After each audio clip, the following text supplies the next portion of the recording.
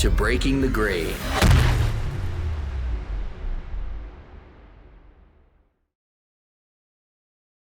Growing up in California in the 1970s, Mike Lawrence was surrounded by technology. He was a fan of Jobs and Woz and Apple before they had fans around the world. His love for tech was just a hobby at first. And once he got older, he stayed in California and became an English teacher. But Mr. Lawrence, as the cool kids called him in that English class, quickly learned that technology, specifically helping teachers with technology, would be his path and passion. By listening to our show today, you'll learn what organization this Apple Distinguished Educator is leading today and how he is well on his way to creating another engaged community passionate about technology in the classroom. You'll also learn why California was and still is the perfect place for ed tech and enables Mike to do his magic in the classroom. And finally, you'll hear stories of Mike and Steve Jobs and how he channels Ted Lasso when leading teams today. Breakers, band together and be ready to learn from this brilliant educator, Mike Lawrence. Mike, John, join me, please. How's everybody? Happy Friday, everyone. I'm doing well. Thanks for inviting me. Yeah, totally. I am happy to be the connector between John Gamba and Mike Lawrence. I feel like this is history in the making. You two are going to go far together. For sure. Nice to see you, Mike. Excited for this segment. Yeah, as am I. Yeah, totally. Let's do a quick intro, John. Just tell everybody who you are, and then we're going to learn all about Mike for the next 29-ish minutes. Yeah, it's great to be here again. John Gamba, entrepreneur in residence and director of innovative programs here at Penn's Graduate School of Education, where we have a mission to advance innovation, equity, and impact in worldwide education through a continuum of programming, boot camps, meetups, and our signature program, our Milken Penn GSE Business Plan Competition, which is now in its 13th year. Nice. Very cool. All right. Mike, the show is yours, and really cool that this starts with you as a teacher, almost as it should be. So, the first 15 minutes of our show, we really talk about the journey, and then we're going to talk about kind of what you're up to now in the second 15. But let's start with you as a teacher. Take us back into Mr. Lawrence's classroom. So I appreciate it. And thank you so much. I want to do like the Wayne's World thing. Yeah. I get it. Yeah. So yes, we have to go way back, back before I could grow facial hair. And I was a teacher. I was a high school English teacher. And having grown up, as you mentioned, in California, I did theater. And so I looked at teaching as live performance, 5 shows a day. And it was an opportunity to engage and to inspire and connect. And, it didn't work every day, didn't work every class, but I had my moments. And I felt that if we could just break through as teachers to each student, not necessarily me to every student, but if I broke through to one that no other teacher had broken through to and helped them connect with the power of learning and what really fired them up about learning, then I'd done my job that day. And collectively, as teachers, the goal was to make sure we did that with every student. For me, literature was just an opportunity to get the students to discover themselves. When you read a book or short story or play, you're learning about the human condition. And I found it as a fantastic way for students to talk about the experiences that they had never had or never would have.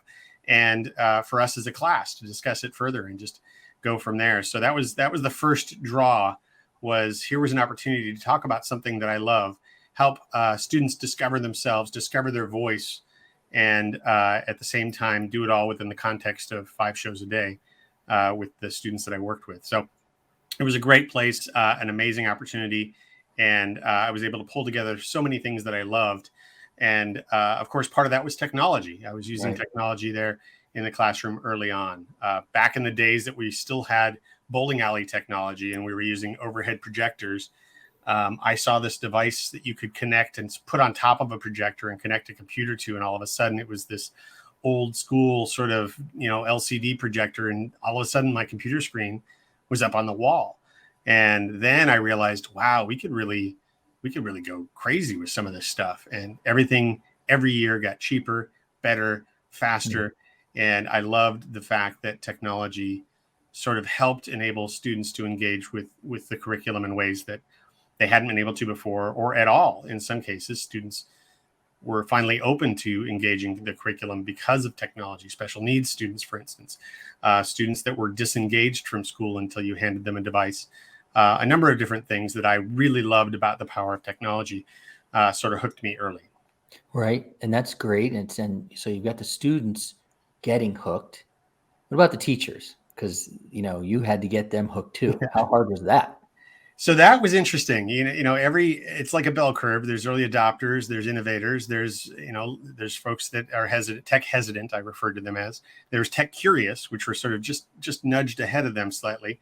And then there were the holdouts, like this too shall pass. I don't need to learn this. I've got only 5 years and I'm retiring. Why should I rework everything I've done?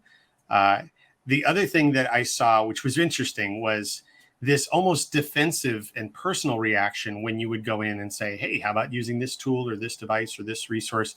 They seemed to react as though I was suggesting that their previous 20 years of teaching was flawed or was invalid now. And that was the last thing I was trying to do. I was saying, the work that you've been doing all these years has prepared you. And wouldn't it be great to do the amazing things that you've done, but reach all the students or connect them in ways that you couldn't have done 20 years ago? Let's fire up a video conference and speak to a veteran of that war that you're teaching about through the screen. That's a way to get to a first person anecdote that you wouldn't necessarily find in a textbook or get from that novel. And I was able to connect some of them that way. There were some, I have to say, that were absolutely impenetrable. And the one big success I have was there was a teacher who said, look, Mike, you save the computer for someone that will use it. I'm never going to use it. But the rules of the grant that I had stated that I had to put a computer in every single classroom where instruction was happening. And so I knew that that was not an option for me. So I put it in there. I sat him down one day and I just talked to him. And I found out that he was an avid bird watcher. And I know nothing about bird watching. I didn't then, and I still don't now. But I knew that this thing called the internet would probably have resources about bird watching. So this is nothing to do with his subject. He doesn't teach science or anything about nature or birds. That was his hobby.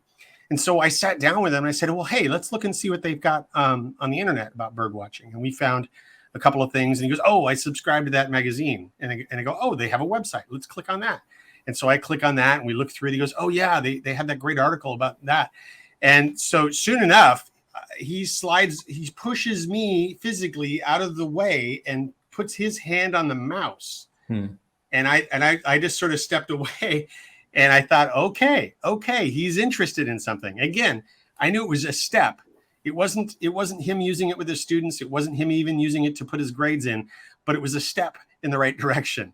And so I learned from that adults are just like kids. You got to connect to their passions.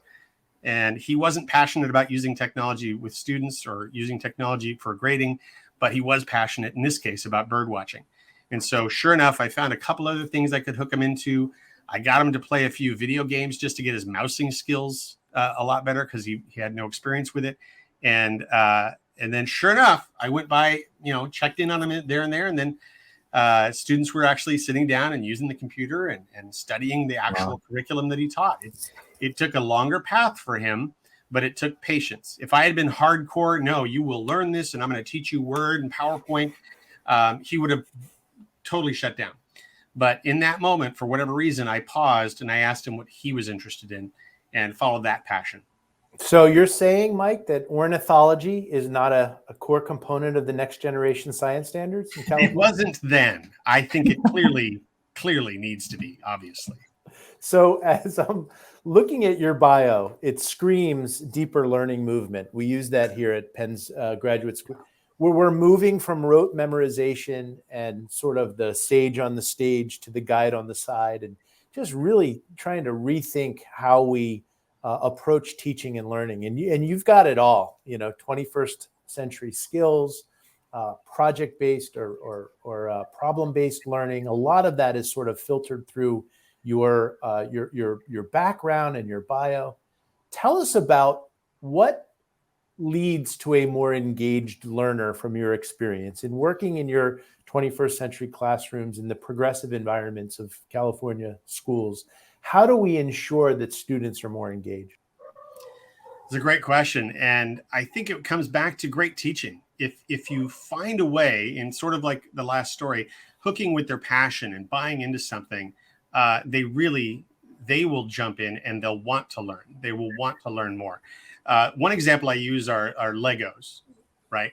When I was a kid, I played with Legos. A lot of us did, I'm sure. And I was trying to figure out what was so enticing about Legos. And what I've landed on is in a world where, as a child, you don't control much. You don't decide when you go to school. You don't decide what we're having for dinner. You don't decide, even what you're going to watch on TV. At least for me, there were 3 choices growing up, and I didn't get to choose between those 3 because there were 3 older people in the house with me that often would. But in Legos, I had all the control. If I wanted to build a race car, I was going to build a race car. If I wanted to build a spaceship, I was going to build a spaceship. I controlled this world, this environment with these little blocks and these bricks. And so whenever we can, in our teaching and learning, if we can give that level of control to the student, whether obviously it's not going to be with Legos every time, but with whatever components we have, if we can give them the tools and let them do the learning, then you unlock that same passion that made me sit for hours to build these structures and create these landscapes and these environments and these ships and these things that I was building in Lego. I gave that kind of time as I was learning, because I was learning during that time, by the way. I volunteered it. I was passionate about it. I wasn't assigned to go and build that car and follow those instructions and do it this way. That's not how Legos work. I chose to follow my own passion and do that. So any way we can as educators to hook into that, I think is the right path forward. And so all those movements you mentioned, 21st century learning and project and challenge-based learning, all of those really unlock that core principle of following what they're passionate about. And then the learning just comes naturally. So funny, 3 options on a Saturday morning. Josh is too young for this, but something tells me that you are a Captain Caveman fan. I do know Captain Caveman. Totally. Yeah. So let's talk a little bit more about that. Underdog. So the underdog. Oh man, Wonder Twin powers. I mean, Josh is kind of zoning out, but I'm asleep. So we've got the engagement. The great Caitlin Donnelly wrote a seminal white paper called Alive in the Swamp, and she talked about education in the technology-driven classroom through the lens of engagement and pedagogical alignment. She talked about how the best digital technology tools in the classroom fused learning and doing, engagement with pedagogical alignment, meaning the actual learning sequences, the scope and sequence, aligned to standards and delivered an outcome. I'm curious, who's doing this well, in your opinion? Who is both engaging students, but also delivering measurable outcomes through the lens of good pedagogy? It's a great question. And it leads me, at least my first thought is to one of the projects I'm passionate about where I volunteer, which is the California Student Media Festival. It's the nation's oldest. It's in its 56th year, going on 57. Started the same year as the Super Bowl. And we have teachers that work with students to create media. And that media can be claymation. That media can be a video or a film or a music video or even a photo or a drawing, any form of media. And the reason why I say I think they're doing it well, to answer your question, is they are giving the student ownership of that learning. Every student in their class has a job. So one might write the script, one's going to hold the camera, one's going to do the lighting, one's going to be the on-camera talent, and one's going to direct. And when you're doing something around media, often you're engaging all of those things you just described. You're getting students to really own it. You're getting students to think about what they want to do and what they like doing and what they don't like doing. Oh, I just discovered I don't like being behind the camera. I'd rather be in front of the camera. The kids get to learn that and try something else. And the next project, maybe they'll switch roles. And when the students are going through that, they're negotiating with themselves, they're collaborating with each other, they are figuring out how to get things done when they encounter problems, because of course they will. And then they have a product at the end that they can be proud of. And the piece that we haven't discussed yet is an authentic audience. The idea that when you produce a project like a media project and you put it up on the school website or you upload it to YouTube or some other solution, and then in our case, enter a festival, you're now engaging with an authentic audience of adults that can look at that and go, oh, I love what you did with this character. Or I love how you taught that one instructional concept through the animation that you drew. I love that you wrote your own original music. And, what made you think about, a waltz? Why that style of music and not this style of music? Did it lend something to the story that was different than the other style of music? So all of those pieces come together beautifully. And it's one of the things I love about this volunteer project. It's a nonprofit, and it's like the Academy Awards for kids. They get to go and accept an award, and they can think about who they want to thank. And again, that's another process where the students are owning their own experience. They want to know, when I get this opportunity, who do I thank in this situation and why? And so we do that once a year, and we've been doing it virtually, obviously, for the last 3 years. And that in its own way has become a discovery, because we've had so much more participation, because when we held it in person, California is a really long state. And where do you hold a media festival? Well, it's going to be in Los Angeles. It's going to be Hollywood. So the Northern California students couldn't always make it down. And even some of the San Diego students couldn't make it in. So we didn't get everybody. But now that it's been virtual, we had nearly 100% participation in the last 3 years. So every student was able to get up there and thank their teacher, thank their parents, thank their classmates that they collaborated with for this project that is being honored. And the other cool thing I love about this project is that it's not set categories. We don't have like a best director or best actor. We look at the projects that are submitted, and we do everything we can to celebrate as many of those as we can. We make up projects, like we will come up with new categories based on the entries, just so that we can recognize and honor the effort that was put into it. So you might have one year a best song, but you wouldn't necessarily see that every year. And so in that way, I love the flexibility of the festival, because it's able to honor student achievement in whatever form it might arrive that particular year. So to answer your question, I think California teachers are doing a great job. That's amazing. And Alan November wrote a great book, Who Owns the Learning? So this whole idea of student agency, and the research shows when you put the student in the command center or in the cockpit to drive their own learning through voice and choice, the magic happens.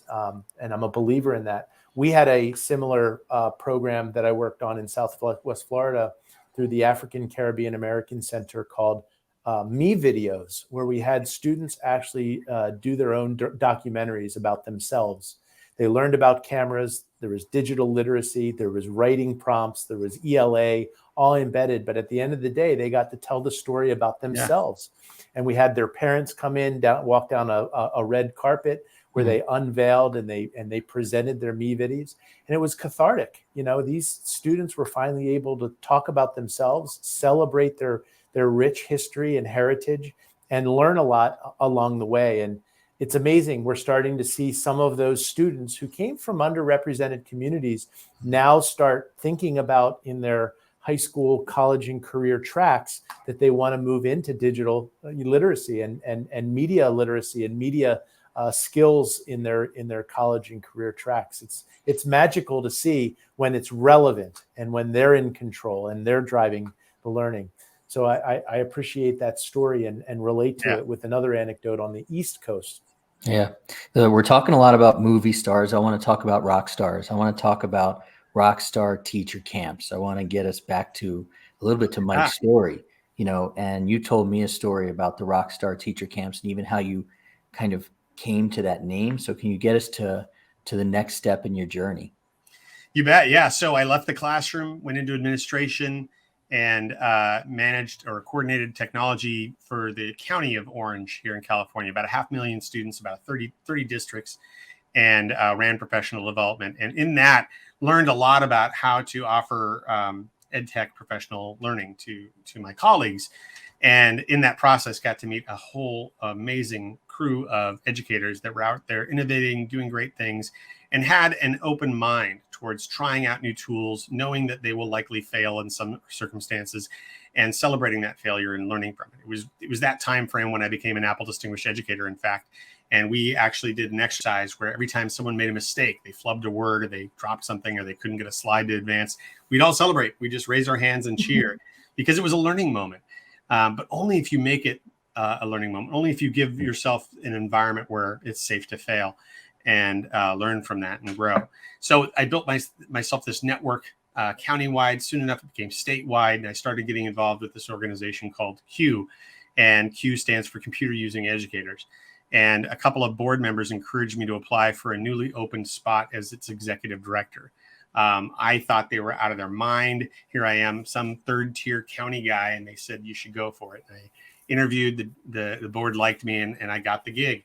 That started in 2005, and I would end up holding that job, and they promoted me to CEO, and I held it for 13 years total, during which time I got to engage with that community, but on a grander scale, statewide and sometimes beyond California. And one of the guys that came up out of that community was a guy named John Carippo. And he came to me and a few of my leaders at CUE and said, I got this idea. I want to do a camp called Teach Like a Rockstar. I'm happy to host it at my school. I've got it approved. Everybody's happy to use the space over the summer. Can we do a camp? And we said, sure, let's do it. And so we started thinking about it together. We started planning out what the days would look like. He came up with the idea of making every workshop session a make it, take it session, so that educators would go in to something they're passionate about and they'd walk out with something they could use Monday, which is always, we loved that practicality at CUE. Take it with you, build it to take it with you. And so we started to build this Teach Like a Rockstar camp. And we soon enough got notified by a gentleman in Texas to cease and desist using that title. And very specific language. I told you a good story, John. I told you it's a good story. Yeah, that very specific language keyed us to the fact that maybe a lawyer was involved. So we went back and forth and we said, here's what we're trying to do. What do you do? And he explained what he does. So we came to a compromise. And I think it's actually a better name, Rockstar Teacher Camp. He was fine with. He said, that's great. Just don't ever do it in Texas. And we said, okay, fair enough. You got Texas. We'll take the rest of the world. And so we started our first Rockstar Teacher Camp. I think it was 2010. And it just took off. We had a great time getting a great group of educators together. John worked alongside Mark Wagner, who was on my team. And we built out the first camp. And then Danny Silva got involved when I hired him. And we then started spinning out different flavors of it. So Rockstar Teacher became Rockstar Admin, and we brought in administrators, and then it became superintendents with something we called Super Summit. And it became TOSAs. We did a Rockstar camp for TOSAs. We did one for specific subject areas and grade levels. We did one for littles.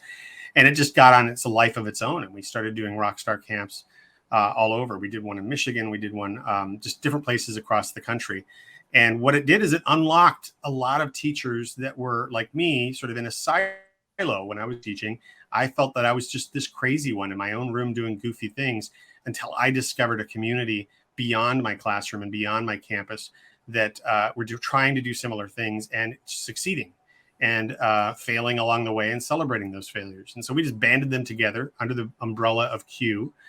In general, it's a nonprofit membership association, still exists, does great work still to this day. And Rockstar Camps was just one of the things that we did that worked quite well. I eventually ended up hiring John full time. John succeeded me as CUE's next executive director. And he went off and he's been an author and he's been doing amazing things. And then from there you went on to? From there, I consulted for a bit, and I had an opportunity to go to one of the largest ed tech companies in the world, PowerSchool. It was at the time on this meteoric rise. It still is. It's amazing just how large the company has grown, how many different solutions they offer. And I had found in my time at CUE, so I'd done sort of the public school and I'd done the nonprofit innovation. This was an opportunity to dive into the vendor world, to the for-profit world. And I had found a penchant for promotion and marketing. And so it seemed natural for me to land on the marketing side of things. And then once at PowerSchool, I found they were launching a program called Champions, where they were celebrating customers that were doing amazing things with their solutions. And soon enough, I was put in charge of the Champions program. And so I became the leader of our customer advocacy efforts at PowerSchool, which was a natural fit. It was very similar to what I had done at CUE. It's very similar to what I had done with the Apple Distinguished Educators and with Google when we had launched the Google Teacher Academy. It's building a community of educators to learn from each other and to let us know at Power School what we were doing well and what we could do better. And I was able to be, I would say internally that customer advocacy was the name that we chose for two reasons. We were there to celebrate those that were advocating for our solutions, but we were also there to advocate for those customers internally to the company and say, hey, here's a feature request. This is something that would help educators use our software even more than they are and in better ways, and ultimately help students. How do we get that feature put in? And so I'd talk to product and I'd talk to support, and it was a great role that I got to play on both sides for customer advocacy. It's amazing. I want to go back to this idea of rock star administrators and rock star superintendents. And then I want to touch on sort of these ambassador programs and champion programs, because I love them. But what makes for a rock star admin and a rock star superintendent? What's the curricula? And how do we know what is the recipe for a rock star administrator or a rock star superintendent? Well, I think the rock star ethos carries with it sort of a certain healthy disrespect for authority, right? And rock stars in general, right, like to break norms, like to go outside the box. And so what we did when we ran that program was we borrowed something from Joseph Campbell and his hero's journey. And we did this for the Rockstar Teacher and TOSA camps as well. We asked them, where do you see yourself in the hero's journey? If you're the hero of your own story, and we all, of course, are, where in this hero's journey are you? Are you in the abyss down here? Are you in the middle of metamorphosis, changing into something else? And we walked through that, and we used that as a metaphor for the entire training. And we gave them less of a curricula and more of a mindset. We brought in amazing rockstar administrators that we saw doing things outside the box. One that I remember in particular brought out one of these portable amps, and they played music during, and I'm sure this is fairly common now, but I'd never heard of it before. But during drop off in the morning at this principal's elementary school, she'd be out there with students just dancing to the like uplifting music and fun rock and roll as the kids are getting out of the car, like, hey, you ready to learn? Because today we're gonna, and whatever it was. And we saw a video of her doing it, and she brought the amp with her, and then we all got up and danced. Amazing. And we did Go Noodle, and we did all sorts of just things to get us up and moving, to create a mindset that, hey, learning is fun. When you are learning, that's your brain is active, everything's firing, and that's very similar to when you're having fun if you're doing it right. So it was less of a curricular. There were no binders. There were no 3 rings that we gave out at the Rockstar admin camps. It was really just connecting them to each other, breaking out of some of the traditional perceptions of administrators. Another thing that we were very big on was the mobile administrator, the administrator that's not sitting in their office, that's out in a classroom, out working with students, and is truly the instructional leader for the campus. We were very strong on that as well. So hopefully that answers your question. It was a great community to be a part of. And then I'll speak briefly to the superintendent thing. I've been in education for 30 years, and I've never seen anyone take full advantage of the fact that superintendents have the word super in the title. Yeah. I'm like, how is this? And maybe it's the marketer in me, but how is this not a thing? How are we not saying super whatever to everything that you do? And so we came up with Super Q and Super Summit, and we invited superintendents, and it was the right time. Superintendents had traditionally ignored technology and had, oh, that's for my CTO or my IT director or someone else on my team. I don't necessarily have to engage with technology. And something shifted, and it was right around when we went to computer adaptive testing, and when everything was shifting to digital, pre-pandemic, of course. And superintendents thought, oh, wait a second, I can't delegate this. I need to be aware of this. And we were right there at the right time to provide a network and resources and that mindset that I described. So I just had to jump into that to play on the super name. Yeah. And as we bring this all together, I mean, this is breaking the grade. So breaking the mold, breaking things in a positive way, breaking things down where we can explain it in clear and succinct fashion. We've talked about rockstar teachers. We've talked about rockstar administrators. We've talked about what a rock star superintendent looks like. Bring it all the way together.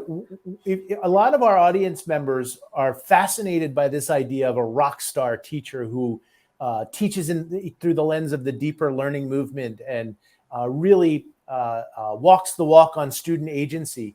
What environment or what school district or where can someone go to see this in action? Is there a site? Is there a blog? Is there a school district that can be benchmarked?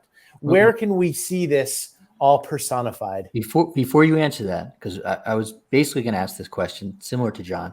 Better. I would like you to use two names when you answer that question: Steve Jobs and Ted Lasso, and weave them into your answer, please. Ooh, that's a challenge. Okay, all right. Do I get double points if I do this? Is this where the scores really change? Okay. Yeah. All right. Okay. We'll throw in Deke Slayton too. You're not going to like my answer. I mean, I love all of the school districts that I work with equally. It's like choosing between children. But the real answer is that we don't have a benchmark. I've advocated for some time. It's one of those ideas I've got kicking in the back of my head of an innovation index. I'd love to see something that isn't based on test scores that evaluates schools and districts on a set benchmark. And I've had various iterations of an innovation index and what it could look like. But at this point, I haven't seen one that exists. But it would look at things like, back in the day, I was talking about how often is the district encouraging students to publish, whether that be in their local blog or newspaper, or creating their own works, a la the Media Festival, or editing Wikipedia pages. Those are all instances where they're out creating, they're out impacting the real world effectively. Things like challenge-based learning. That would be a factor on this innovation index if we could. The other aspect of it that we as educators need to address is that often it's attached to an individual. So a new superintendent comes in, a new teacher gets given an opportunity to lead a class or create a class, and they do amazing things, and they transform the learning for those students in that particular space. And then inevitably they move on. I left the classroom, others leave the classroom, and they go on to other great things. But sometimes, not always, sometimes when those changes, those transitions happen, the school district or the school will revert back, and they won't necessarily continue those innovations. Mm-hmm. And so far too often, as you find with icons such as Steve Jobs, once they move on, it's difficult for those that remain to continue that innovation because, sometimes it's the person's fault, right? Steve was a very iconic personality, and he had his pros and he had his cons, but he made it difficult for anyone else to sort of step in and have that level of design thinking and marketing genius that he brought to the table. Beautiful. It is difficult. And so you need to check against that. If you're an innovator, if you're doing great things, if you're breaking things, make sure that you're in the process of that. You're raising up leaders and you are empowering them and giving them resources so that when you do step away to a new challenge or shift to a different role within the organization, you've done that entrepreneurial growth of raising up leaders around you. You've found ways to make sure that this teacher over here and this subject and this school and this district and this department all have that same DNA that really values student agency and student growth. It's something that, I don't know, I'm just trying to think of a TV character that might have some qualities around raising up leaders around them through a positive emotional EQ environment. Oh, there's a TV show called Ted Lasso. I don't know if you're familiar with it, but the main character's name is Ted Lasso, and he does what I'm describing. He's positive. He looks for opportunities. He does not allow someone to put him down. He turns it into a positive. But while he's doing that, he's not making it all about him. He's not trying to create Lassoites, right? He's not trying to create a cult of personality. He's trying to celebrate each of those individual talents around him, raising them up. Look at Keely. She became a CEO by the end of the second season. Spoiler alert, sorry. Others that never thought they'd be a leader on the team are now leaders on the team, rising up. Yeah. The guy that managed the kits is now coaching, unfortunately, an opposing team into the second season. Spoiler alert. Yeah. So there's great things that he does, raising up leaders around him that it's difficult. You have to have a level of humility to certainly celebrate the successes, but also raise up others and point the credit to them and give them a chance to build that DNA into their organization. You wove that beautifully. Not my first rodeo, mister. Oh, man. Tell us about Jamf. So Jamf, that's my Jamf. That's my hashtag. I'm trying to get that trending. So let's make that happen. Hashtag, that's my Jamf. Jamf is known as a Apple management and security solution. So we were known for many years as a mobile device management solution. Anything with an Apple on the back often was ignored by IT departments. And so Jamf popped up and said, hey, we can help you with that, and provided an enterprise level solution for schools, universities, and of course, corporations to manage and deploy iPads, MacBooks, iPhones, Apple TVs even. And we continue to do that. We're the best in the world at what we do. And we've gone beyond management because what is a managed device if you don't protect it effectively? And so we have solutions to protect and secure those devices. And we just rolled out one in July called Safe Internet that actually is a content filter for education. It allows IT individuals, admins, to very simply protect the students based on DNS filtering from inappropriate sites, whether it be sites that would encourage gambling or allow it, or gaming sites or other inappropriate sites. It gives you that full control with a couple of quick switches, whether you be in our Jamf School solution, which is a purpose-built solution for education, or Jamf Pro, which is our flagship solution. Jamf Safe Internet works with both of those. So for me, it's a chance to embrace my lifelong love of all things Apple. The phrase is, I bleed in 6 colors. You have to be of a certain age to get that. And get to work with my Apple colleagues. And many of them are former Apple Distinguished Educators from classes that I was a part of. And so it's a great chance to do that and re-engage with that community. So my role as a leadership executive mirrors the Apple leadership executive role. And we engage across the globe with schools and universities that are hoping to really help students succeed using Apple solutions. And it's a blast. I love it. Every day is a new adventure. And I get to talk to educators doing amazing things in the classroom and unlocking student creativity through the use of these tools. So for me, it's a perfect fit. I get to pull all the pieces together, what I've learned. The great Steve Martin once said, he said it about comedy. I think it applies to any endeavor worth doing.